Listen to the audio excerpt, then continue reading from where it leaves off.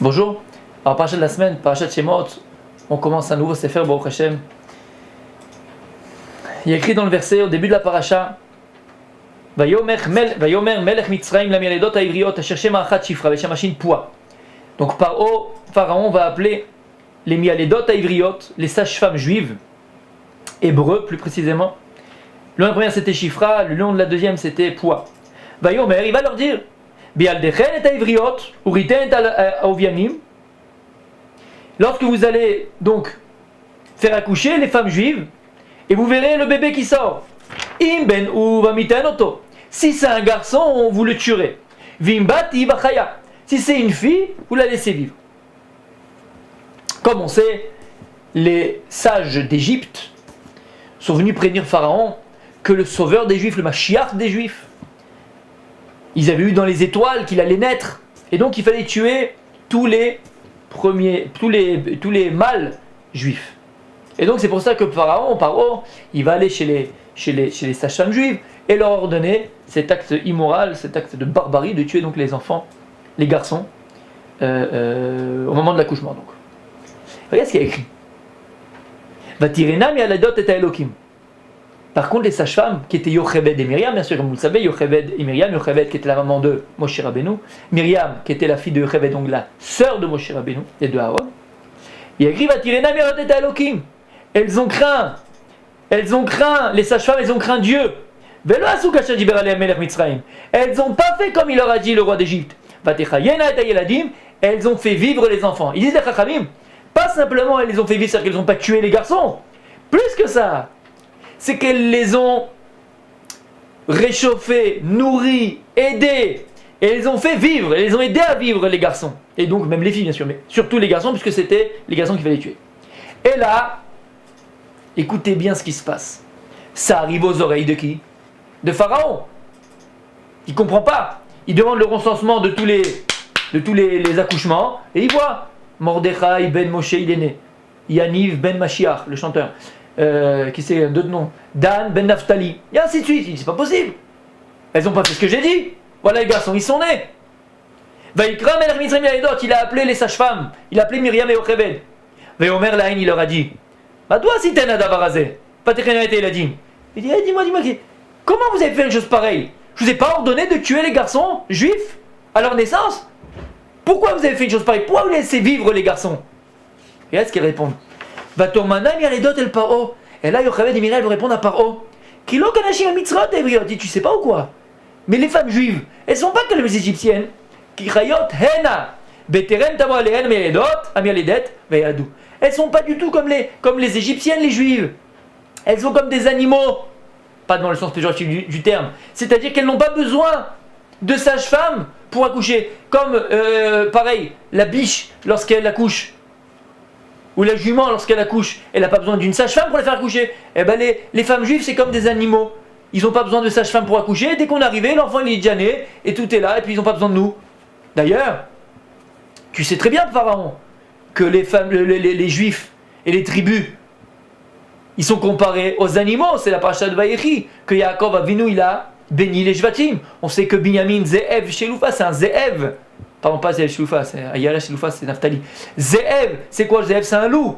Naphtali, Ayala Sheloufa, c'est la gazelle. Yehuda, c'est le lion. Tu vois bien, Pharaon, que les femmes juives et que le peuple juif il compare aux animaux. Donc c'est des animaux.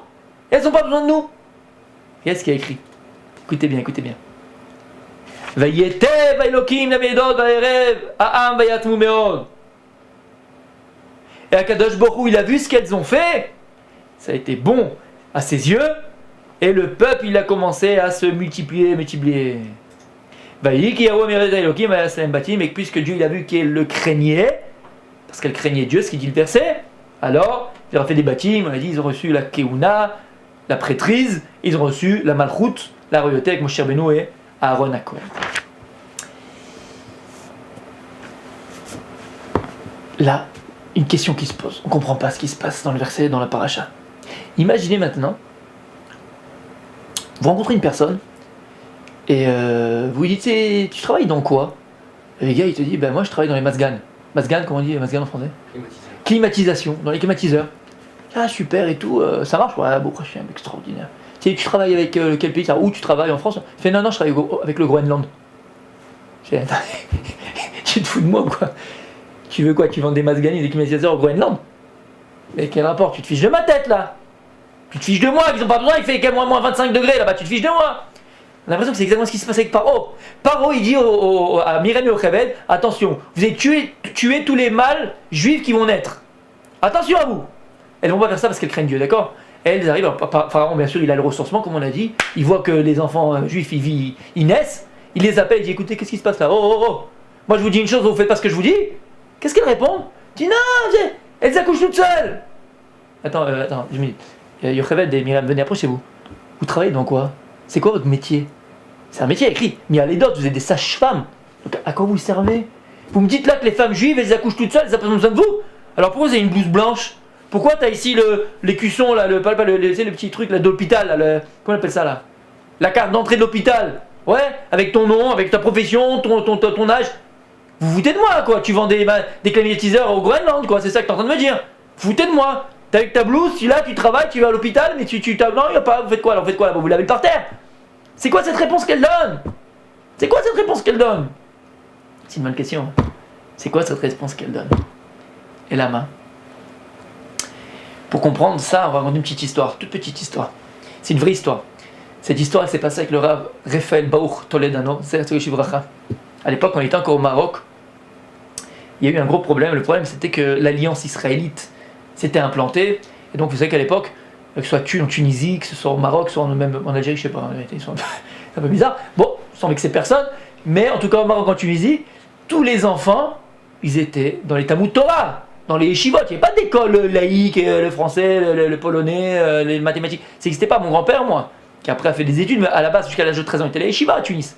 Ça n'existait pas, ça n'existait pas, il n'y avait pas d'autre chose. Jusqu'à que l'alliance israélite soit venue et ça a fait une catastrophe. Ça a fait une catastrophe.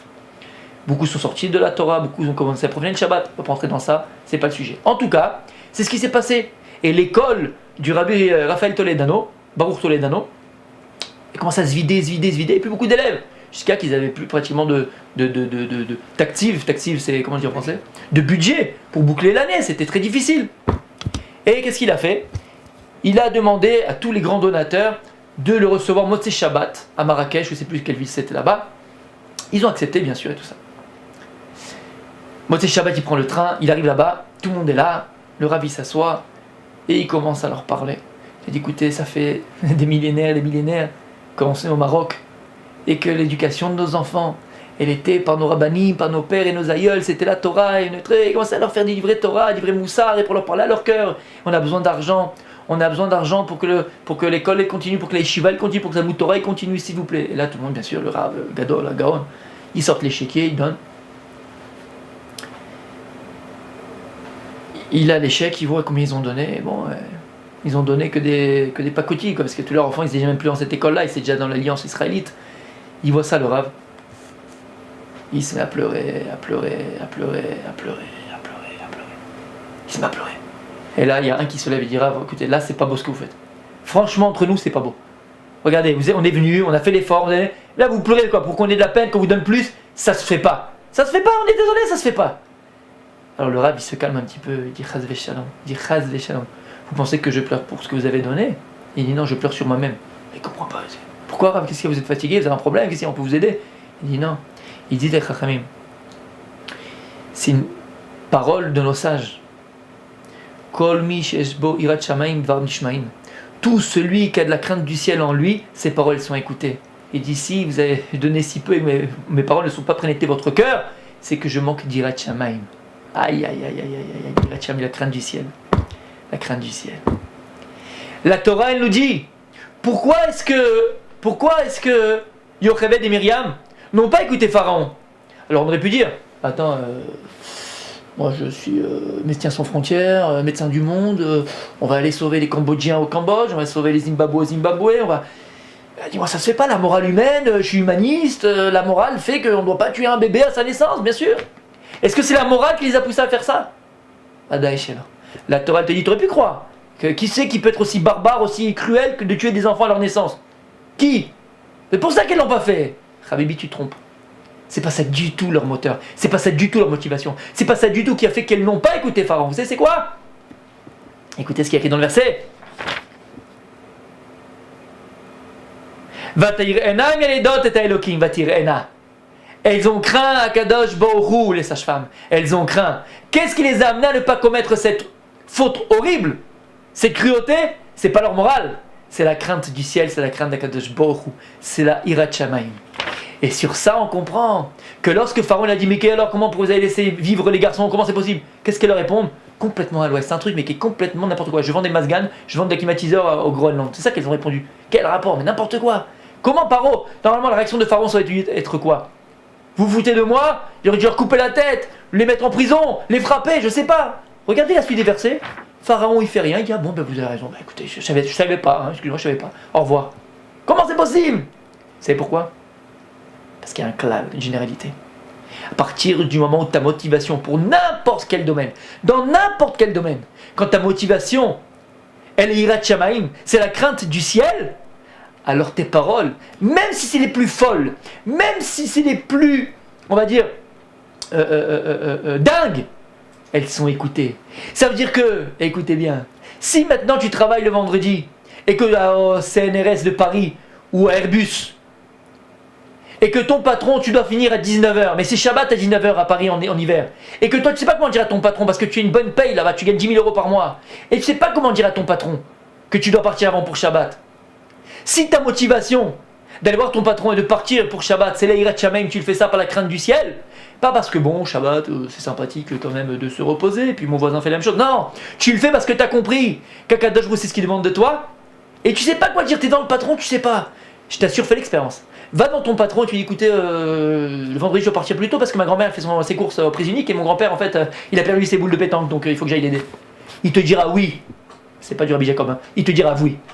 Eh oui, il te dira oui. Pourquoi? Parce qu'à partir du moment où la motivation d'une personne c'est Hirat Shamayim, Dvaram Ishmaim, ses paroles sont écoutées. Même le plus farfelu, même n'importe quoi. C'est paraît débile, c'est n'importe quoi. Si ta motivation c'est Hirat Shamayim, tes paroles elles sont écoutées. Shabbat Shalom.